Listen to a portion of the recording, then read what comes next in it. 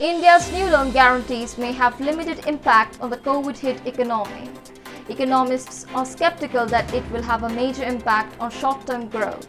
The impact of those policies that amount to about 2.8% of GDP on the country's fiscal deficit target is expected to be comparatively small.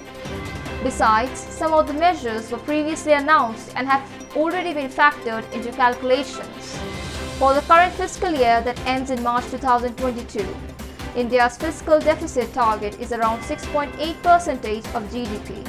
A fiscal deficit is the gap between a government's income and spending and implies that the country is spending more than its revenue. She explained that some measures such as subsidies, free food grain, and support towards pediatric health may have a likely impact on the fiscal deficit. Siddharthavan said the government will provide additional credit of 1.1 trillion rupees, that is $14.8 billion, to business in sectors such as healthcare, tourism, and others. India also announced a credit guarantee scheme for microfinance institutions that typically lend to the smallest borrowers in the country, such as small business owners. Monday's announcement was aimed at improving the flow of credit to the worst affected sectors and vulnerable households, she said. The fiscal push is predominantly on the supply side rather than the direct boost to demand, containing the extent of immediate boost to the growth, she said.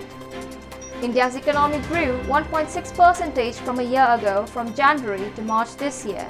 Fiscal deficit target, economists pointed out that the loan guarantees will have limited upfront costs for the government.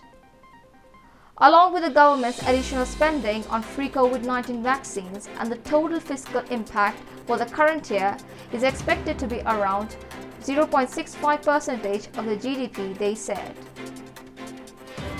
The Japanese Investment Bank revised up its fiscal deficit estimate to 7.1% of GDP for the current year. Some of the economic measures from Monday, worth 2.4 trillion rupees, are spread over the next 2 to 4 years, according to the ICRA's Naira.